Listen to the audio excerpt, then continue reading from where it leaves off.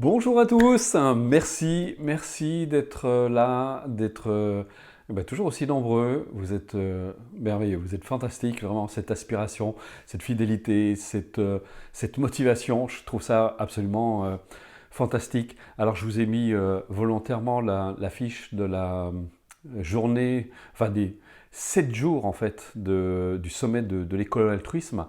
J'aimerais, vous êtes près d'un millier, j'aimerais maintenant vous demander quelque chose. J'aimerais que vous répondiez, et vous répondiez tous dans le chat. Vous êtes près d'un millier. Je voudrais un millier de réponses. Est-ce que vous pensez que ce genre d'événement, l'événement de la journée, enfin, ces 7 jours de l'éco-altruisme, du sommet de l'éco-altruisme, est-ce que vous pensez que c'est utile? Est-ce que vous pensez que c'est nécessaire? Je voudrais vraiment que vous répondiez tous, vous mettiez oui, non, sans en dire trop, c'est pas la peine de noyer le chat. Je voudrais vraiment une réponse. Est-ce que vous pensez que c'est utile? Est-ce que vous pensez que c'est utile de contacter toutes ces personnes qui travaillent sur le terrain, qui essaient de faire quelque chose pour la planète, qui se mobilisent, qui consacrent leur temps? Est-ce que vous pensez que c'est utile que nous les ayons rencontrés, que nous ayons réalisé des reportages sur eux pour que vous puissiez les découvrir et les rencontrer, que vous puissiez voir ce que vous-même vous pouvez faire de votre côté? Est-ce que vous pensez que tout cela est utile et peut améliorer et peut participer à améliorer le sort de la planète?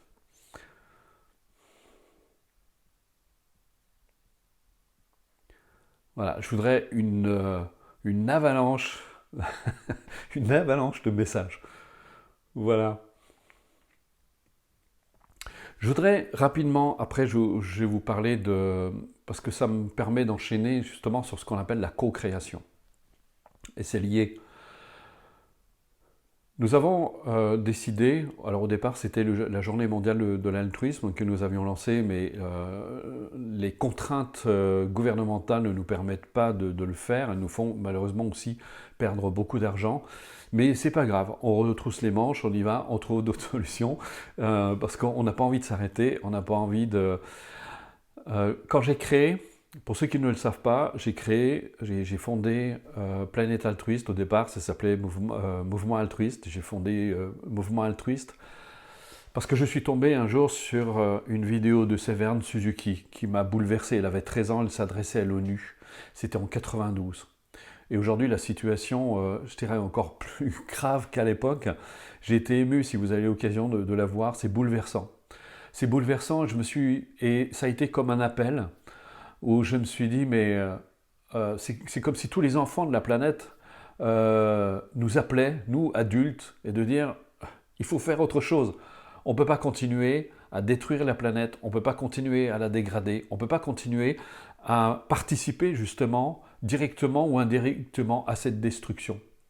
Et c'est là où nous voyons justement notre responsabilité à tous, pas seulement les grands trusts, les lobbies, etc. Parce que finalement, au fond, ils ne font que fabriquer ce que nous voulons, ce que nous demandons et ce que nous achetons.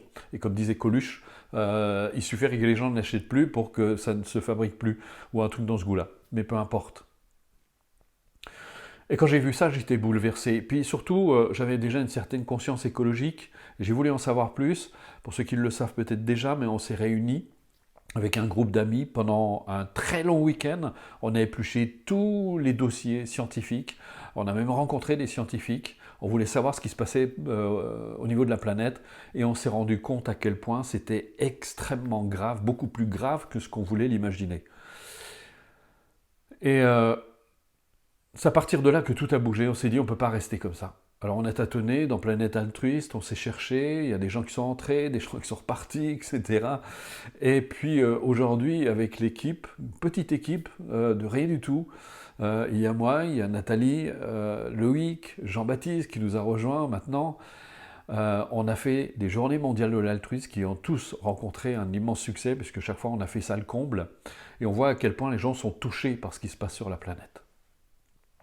Et on a continué parce que, et quand on a rencontré des gens comme Sébastien Heim, dont vous avez pu voir le reportage qui se trouve sur la page du sommet de l'éco-altruisme, on a été touché par cet homme qui a transformé littéralement son jardin en un jardin écologique où il fait revenir des insectes et il nous montre comment faire parce que moi je ne réalisais pas moi, personnellement le nombre de jardins qu'il y a en France et nous rasons tout.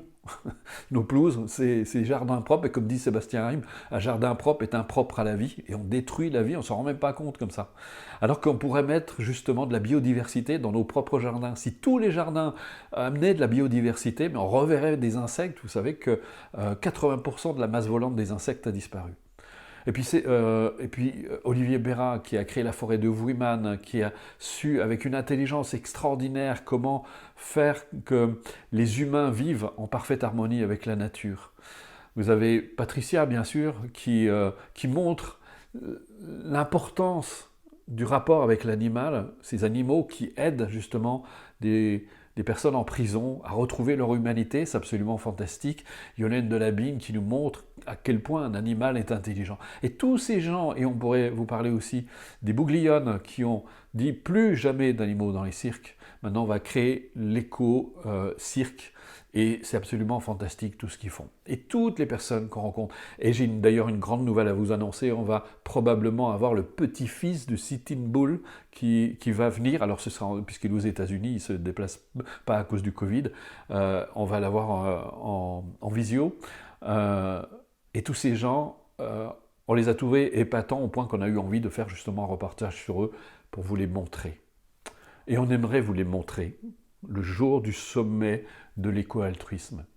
Mais je vais quand même vous dire une chose, je vais vous partager ma tristesse parce que je vous ai fait cette annonce la semaine dernière, vous étiez plus d'1 millier et il n'y a eu que 70 personnes qui se sont inscrites.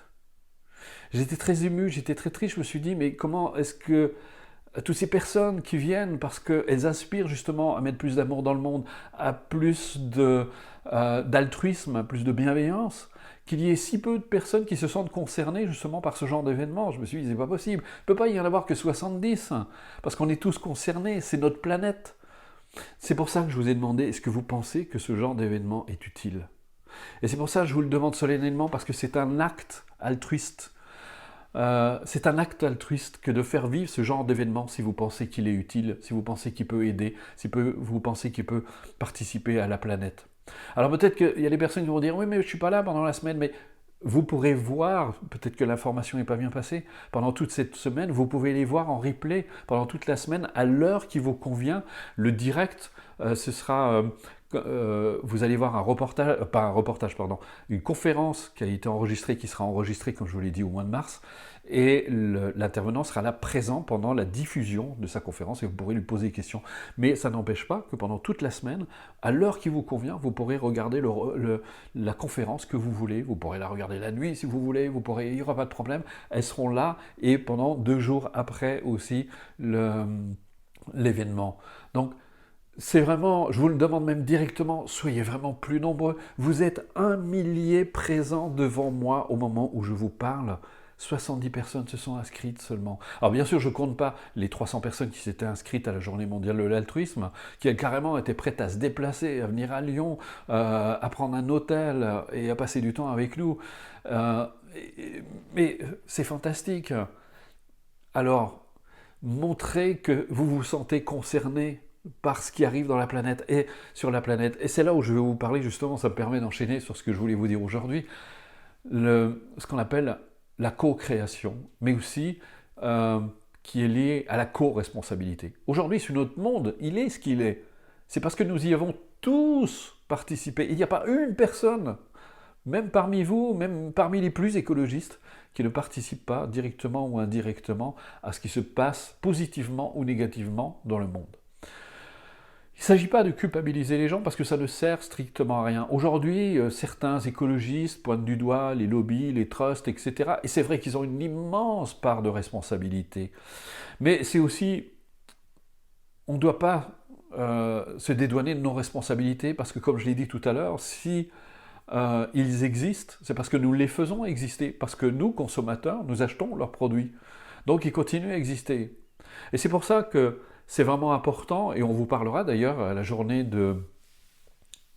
au sommet de l'éco-altruisme, on vous parlera justement de tout cet aspect qui est vraiment indispensable, de voir ce jeu d'interaction qui est vraiment très important, et on va vous parler justement du lieu d'activité écologique, de réalisation de soi, parce qu'on voit à quel point faire de l'écologie c'est une chose, mais si les personnes ne prennent pas conscience, ne réalisent pas, ne se réalisent pas, ne s'aiment pas un peu plus, eh bien, ils vont continuer à déverser justement leur négativité dans le monde avec évidemment tous les choix que l'on opère quand on ne s'aime pas. Parce que je crois que plus une personne s'aime, plus elle se respecte, plus elle respecte les autres, et plus elle respecte aussi l'environnement, la planète, elle fait attention à ne pas polluer, à ne pas détruire. Et donc, je reviens à cette notion de co-création. Nous sommes co-créateurs du monde dans lequel nous voulons, dans lequel nous vivons. Et je vous disais la dernière fois, ça ne sert à rien de pleurer sur le fait que la société, il n'y a pas d'amour dans la société, parce que si on n'en met pas, ben, il n'y en aura pas. Mais ça ne se limite pas à prier, à méditer tous les dimanches matins, sinon on ne fait que ressembler à ces gens qui vont à la messe, qui vont demander pardon pour leurs péchés. C'est un peu comme s'ils disaient « Pardonnez-moi mes péchés, que je puisse en faire d'autres ». Et si on continue à penser, à agir et s'exprimer comme on l'a toujours fait, on aura exactement les mêmes résultats. Alors j'ai envie que vous soyez aussi des opérateurs du changement, que vous participiez à ce changement et aidez-nous à le faire. Aidez-nous à le faire. On a vraiment besoin de vous. Planète Altruiste n'existerait pas sans vous. Les sommets de l'éco-altruisme n'existerait pas sans vous. On a vraiment besoin de vous. C'est vraiment une invitation. Là, c'est le moment de faire un acte altruiste et de co-créer avec nous. Et tous ensemble, avec cette unité, cet esprit d'unité que vous retrouvez dans toutes ces méditations collectives depuis le temps qu'on les fait ensemble, eh bien, c'est grâce à vous. Il y a une vibration qui peut se faire qui est extraordinaire. Je ne voudrais pas juste que ça soit du loisir, que ce soit le petit moment qu'on s'offre le dimanche matin, on est content, on est ensemble, et puis après on continue et on reprend ses petites affaires comme on les a laissées, sans rien changer dans sa vie, parce que ça n'aurait pas beaucoup de sens finalement ce qu'on fait ici, justement dans ces méditations collectives, si on ne fait pas justement des actes altruistes aussi à côté, où on s'efforce d'être attentif à ce qu'on sème dans le monde aussi. Je sais que ce n'est pas facile et que c'est un grand défi, d'autant plus qu'il y a des personnes qui s'entendent pour être des experts, pour ne pas se faire aimer, même je dirais à la limite se faire détester. Mais si vous suivez leur penchant, vous jouez leur jeu. Et c'est pour ça que Dalai Lama disait, mais comment se fait-il que vous n'ayez pas de haine à l'égard des Chinois? Il a dit, mais si j'ai de la haine à l'égard des Chinois, c'est moi qui vais souffrir, pas eux. Donc c'est en cultivant l'amour, la compassion, puissent-ils, toutes ces personnes qui détruisent le monde, puissent-ils se réveiller, puissent-ils se libérer de ce qui les amène à être destructeurs, puissent-ils avoir cette conscience claire qui se rendent compte qu'ils sont sous l'emprise de leurs obscurcissements mentaux. Il ne s'agit pas d'excuser qui que ce soit, mais de réaliser. C'est ça l'amour et la compassion. Alors, venez vraiment nombreux à ce sommet de l'éco-altruisme. Nous devrions être 1000, 10 000, 100 000, 1 million. J'en espère pas tant, mais au moins que vous soyez là présent. Si vous n'êtes pas présent, alors à quoi ça sert tout ce qu'on fait? À quoi ça sert qu'on se mobilise? À quoi ça sert qu'on mette autant d'énergie justement pour créer ce sommet de l'éco-altruisme? Nous avons vraiment besoin de vous. En fait, ce n'est pas nous qui avons besoin de vous. C'est la planète qui a besoin de vous.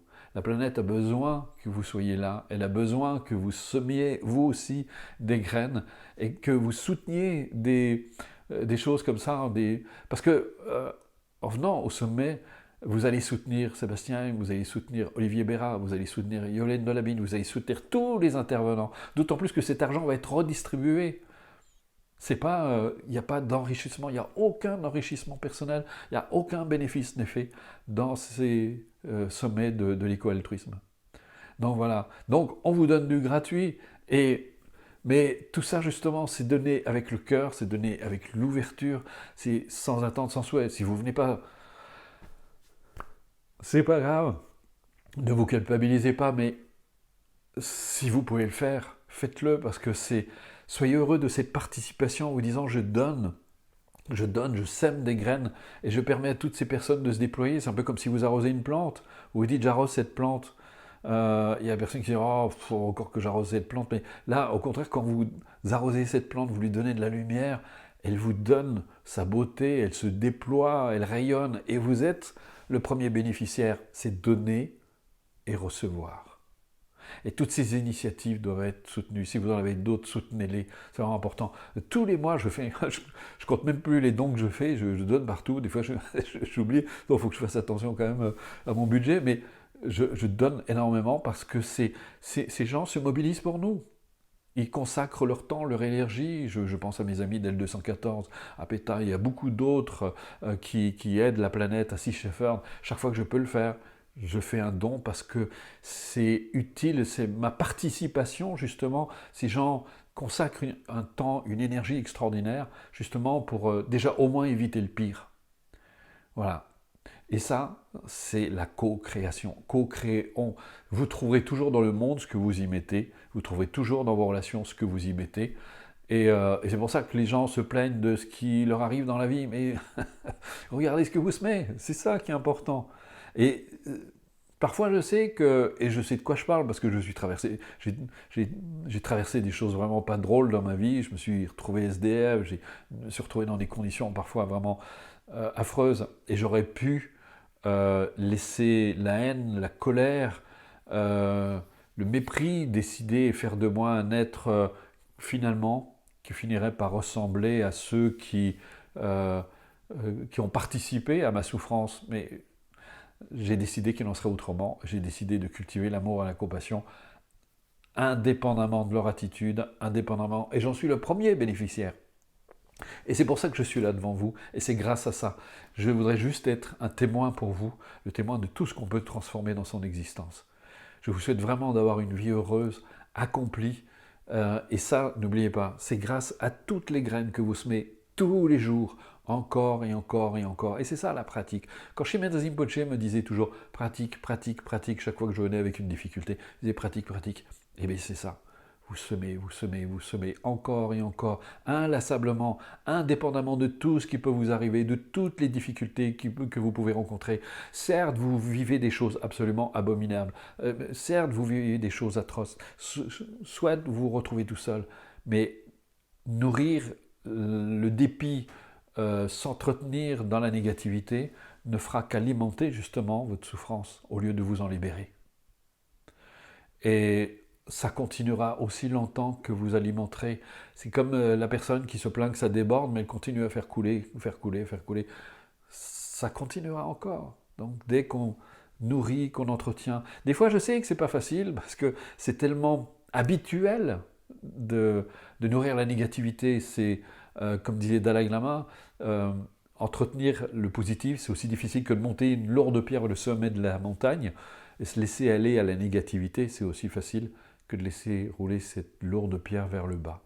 Ça vous donne une idée de l'effort que ça demande, mais c'est grâce à ça qu'on arrive à changer. C'est tellement facile de partir dans la colère. C'est tellement facile de partir dans la complainte. C'est tellement facile de mépriser. C'est ça qu'on appelle le chemin facile. Mais pour quel résultat? Et c'est juste la question que nous devons nous poser. Pour quel résultat?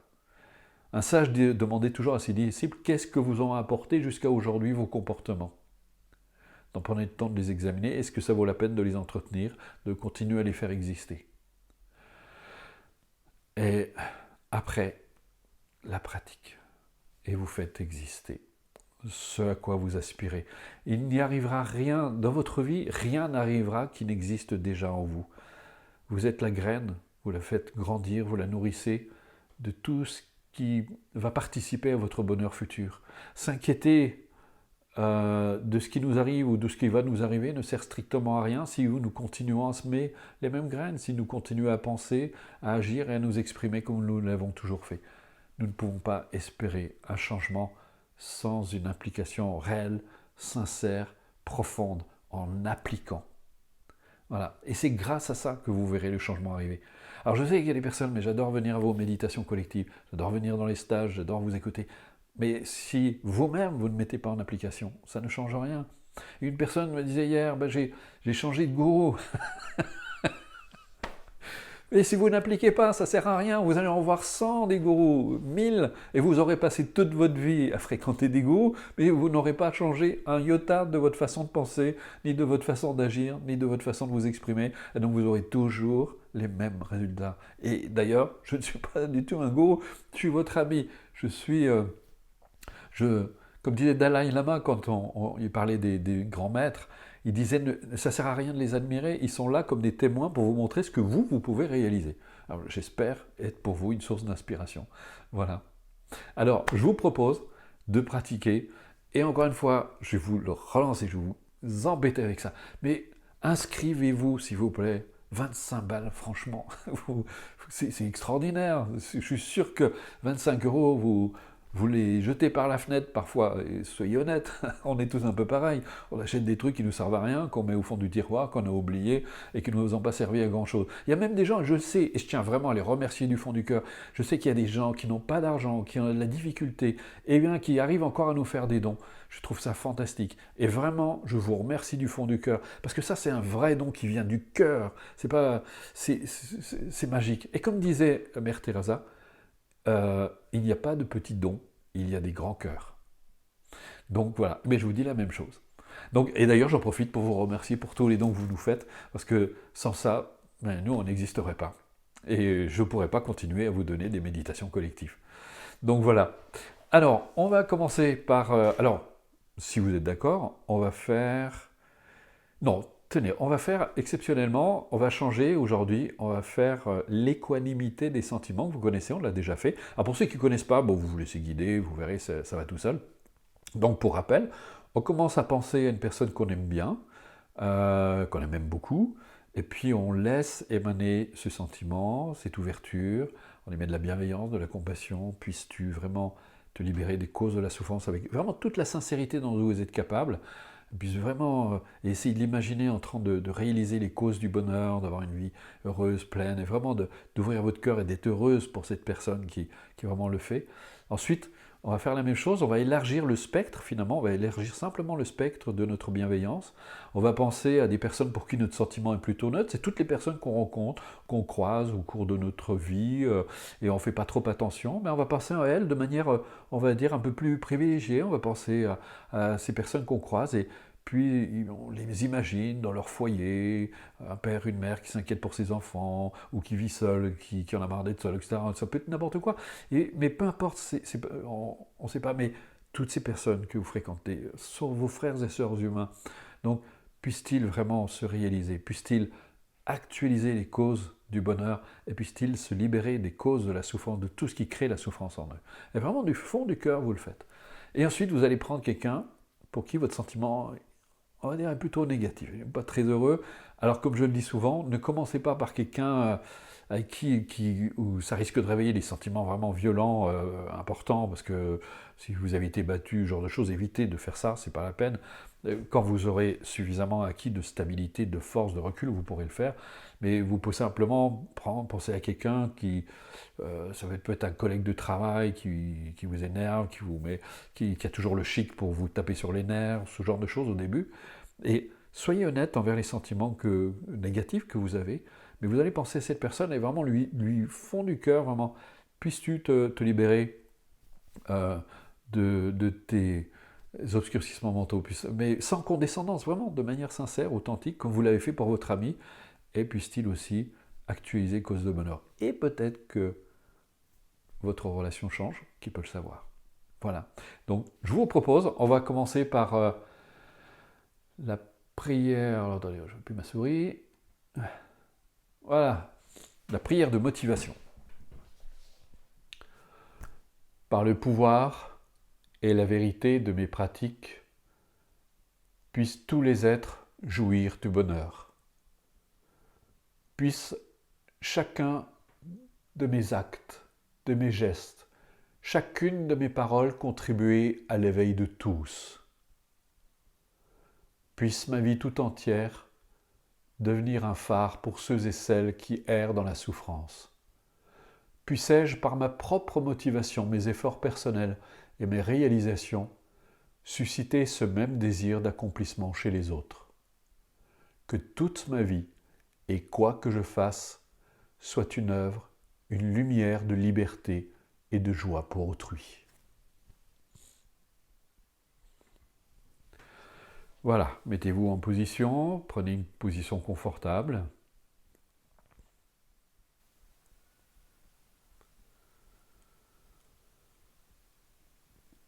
Voilà, ramenez toute l'attention sur vous-même. Comme disait Pema Chodron, la méditation, c'est une façon d'entrer en amitié avec soi-même. Et vous pouvez ici entrer en amitié avec vous, avec bienveillance, avec respect, avec ouverture. Prenez déjà conscience de l'espace qu'occupe votre corps, là où il se trouve. Englobez cet espace avec justement cette bienveillance.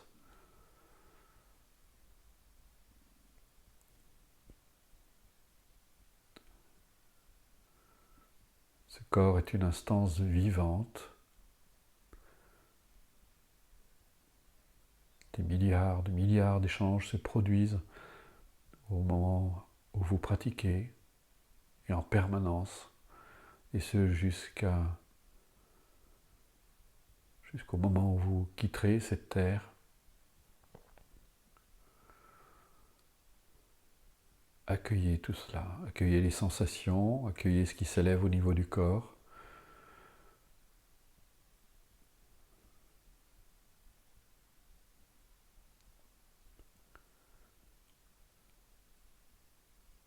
Et apaisez-vous. Laissez ces pensées sans cesse agitées par les circonstances, les tourments. Trouvez ici un rythme plus tranquille, plus calme.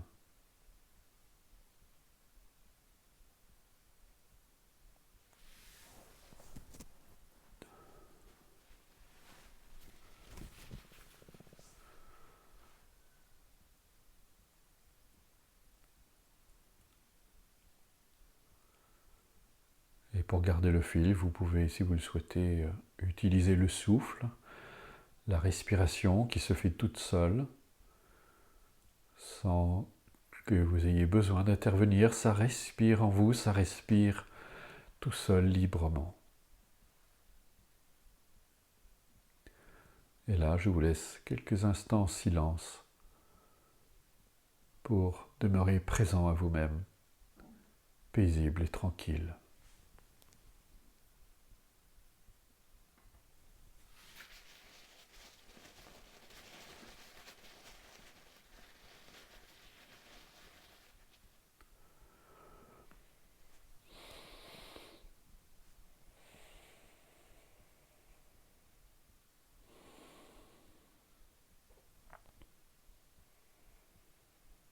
Vous vous apportez à vous-même de la présence, une présence bienveillante, une présence ouverte, respectueuse, sans attente, sans désir, juste être là comme un ami, une amie.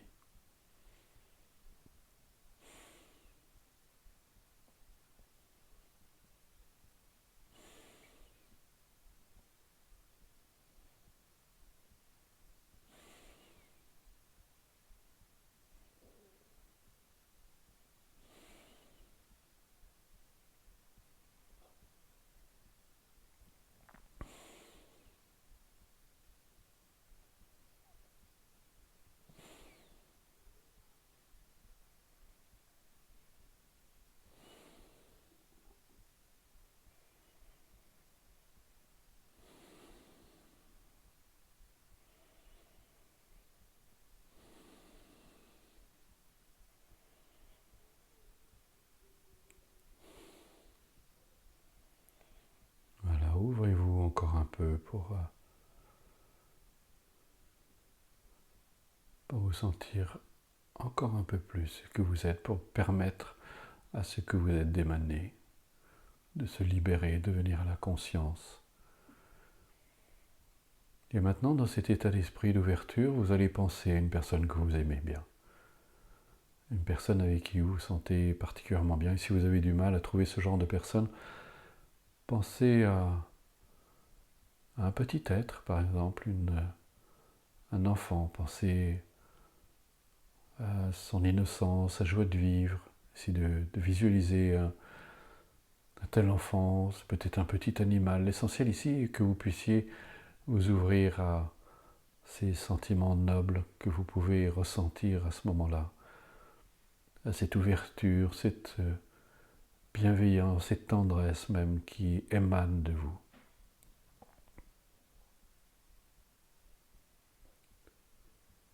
Voilà, pensez à cette personne.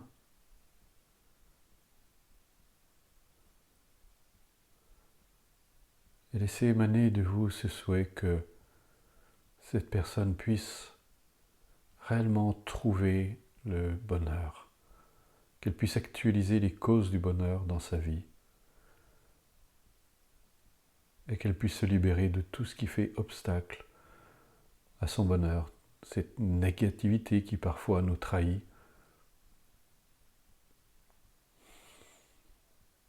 Puisse-t-elle trouver ainsi la paix. Ouvrez votre cœur. Puisses-tu vraiment trouver la sérénité, actualiser toutes les causes du bonheur, libérer tes qualités humaines et te défaire de ce qui fait obstacle à ton bonheur. Souhaitez-lui sincèrement.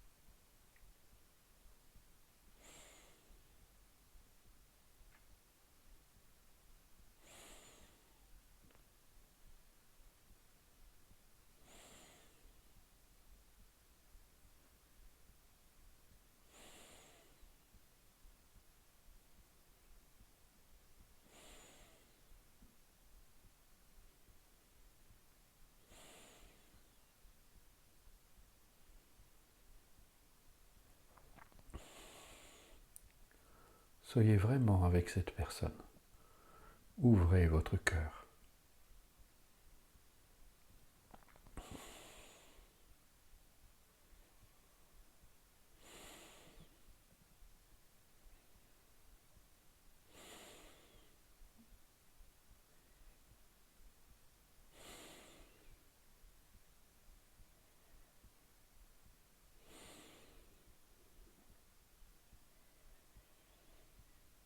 Voilà, maintenant vous allez élargir le spectre de votre bienveillance et vous allez faire entrer dans le champ de votre conscience toutes ces personnes que vous croisez, pour qui votre sentiment habituellement plutôt neutre, ces personnes auxquelles vous ne faites pas particulièrement attention, mais qui meublent votre existence. Ça peut être le commerçant du coin, ça peut être vos collègues, les personnes que vous croisez régulièrement dans la rue lorsque vous allez à votre travail, vos voisins aussi. Et là aussi, avec le même souhait, la même aspiration, vous allez souhaiter à toutes ces personnes, puissent-elles réaliser les causes du bonheur, puissent-elles actualiser toutes ces causes du bonheur, éveiller leurs sentiments positifs, et puissent-elles se libérer de ce qui fait obstacle à leur bonheur, de tous ces obscurcissements mentaux qui les empêchent d'être simplement elles-mêmes, heureuses, accomplies. Ouvrez vraiment votre cœur. Peut-être pouvez-vous ainsi poser un regard très différent sur toutes ces personnes que vous croisez régulièrement au quotidien.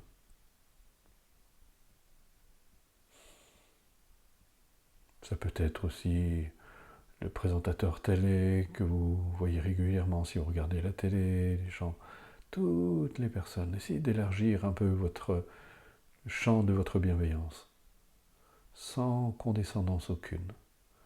Au contraire, prenez conscience que toutes ces personnes sont comme vous, aspirent au bonheur, se laissent parfois trahir par leurs sentiments négatifs, par leurs émotions négatives.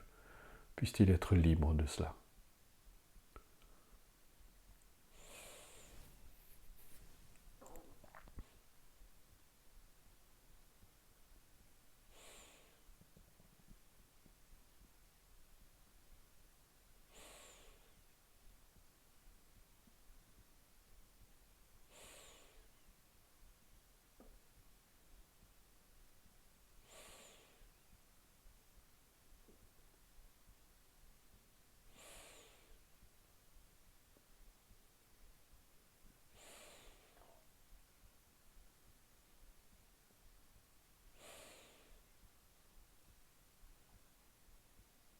Ouvrez votre cœur.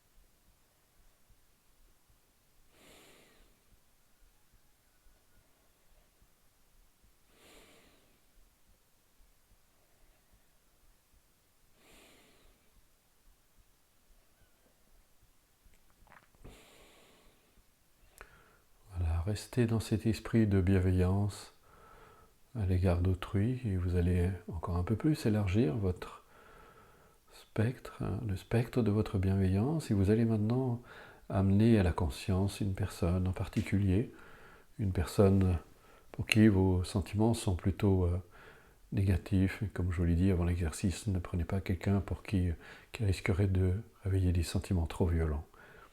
Pour le moment, restez dans cet esprit d'ouverture et pensez à cette personne. Puisses-tu toi aussi révéler les causes du bonheur, puisses-tu prendre conscience de tes qualités humaines, de les éveiller, de leur permettre de se déployer dans le monde, puisses-tu être aussi enfin libre de tous tes obscurcissements mentaux, de tout ce qui fait obstacle à ton bonheur. Puisses-tu être libre de toute cette négativité. Faites-le vraiment avec cœur. Il ne s'agit pas de nier ces sentiments négatifs, le rapport peut-être qui n'est pas très heureux avec cette personne, mais au-delà de ce sentiment qui vous est tout à fait personnel, vous pouvez aussi souhaiter à cette personne de trouver la paix, la sérénité, de se sentir heureuse.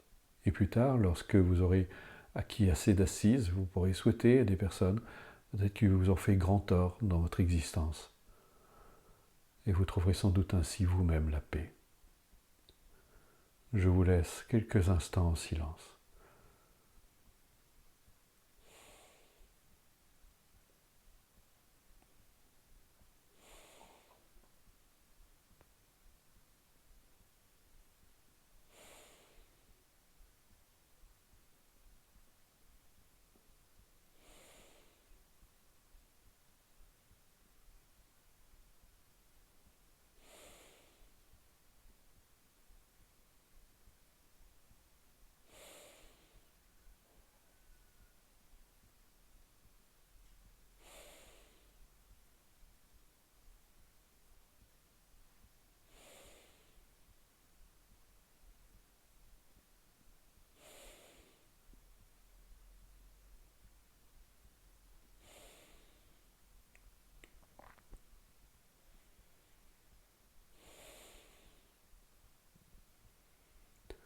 Si vous faites régulièrement cet exercice, ça vous aidera à ne plus être affecté par l'attitude négative d'autrui.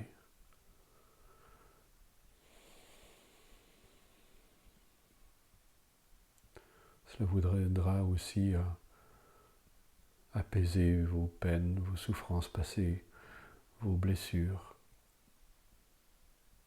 Souhaitez vraiment à cette personne de trouver la paix.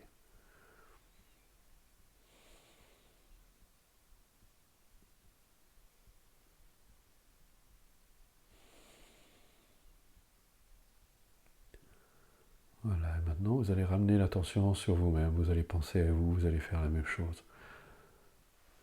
Puissais-je me libérer de ma propre négativité, de tous mes propres obscurcissements mentaux. Puissais-je être enfin libre de toute cette négativité qui vient trahir mon bonheur. Et puissais-je révéler mes qualités humaines. Puissais-je éveiller l'amour, la compassion dans mon cœur, de manière durable et permanente.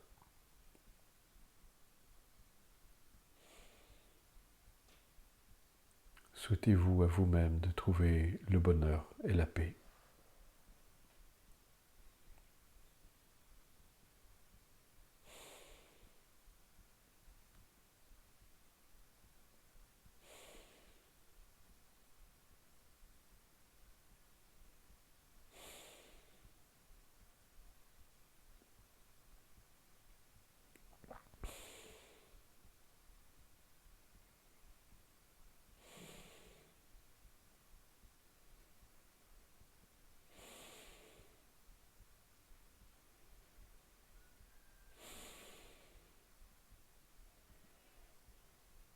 Ayez cette bienveillance envers vous-même, ce respect envers vous-même.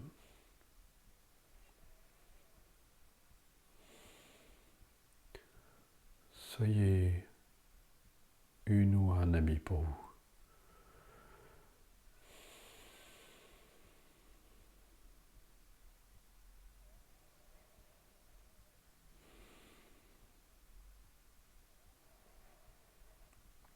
Et pour terminer cet exercice, je vous invite, en gardant cet état d'esprit, à revenir sur la prière de motivation avec le cœur.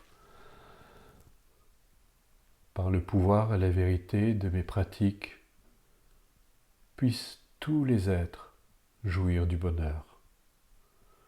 Puisse chacun de mes actes, de mes paroles, de mes gestes, de mes paroles, contribuer à l'éveil de tous. Puisse ma vie tout entière devenir un phare pour ceux et celles qui errent dans la souffrance. Puisse-je par ma propre motivation, mes efforts personnels et mes réalisations, susciter ce même désir d'accomplissement chez les autres. Que toute ma vie et quoi que je fasse soit une œuvre, une lumière de liberté et de joie pour autrui. Merci à vous pour cette participation. Et vraiment, je vous remercie du fond du cœur pour tout simplement d'être ce que vous êtes, d'être là, présent depuis si longtemps. Ça fait des années qu'on fait ces méditations collectives. Je trouve ça extraordinaire, c'est merveilleux votre implication.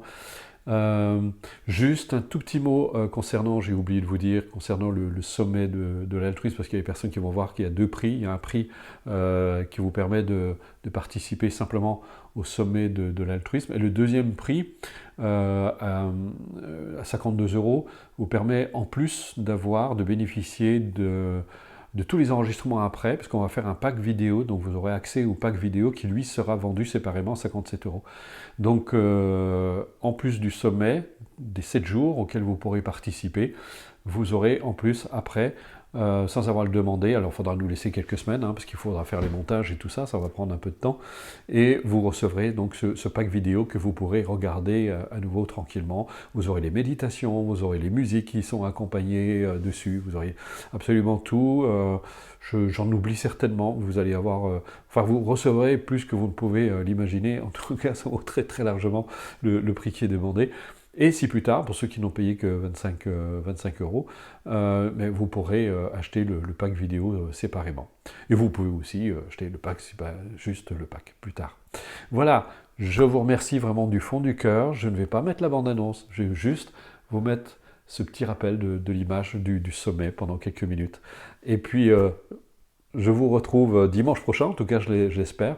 Vous serez tout aussi nombreux, peut-être encore plus, donc n'hésitez pas à partager. Vous savez, si vous voulez que ça se déploie, que les choses s'améliorent autour de nous, eh bien c'est en se déployant de plus en plus. Donc déployez-vous, déployez l'information, venez, on est tous ici, on est tous, comme disait un sage, nous sommes tous dans la même soupe, on est tous au même niveau, on est tous pareils, il n'y a pas une personne plus importante qu'une autre, vous êtes tous aussi importants.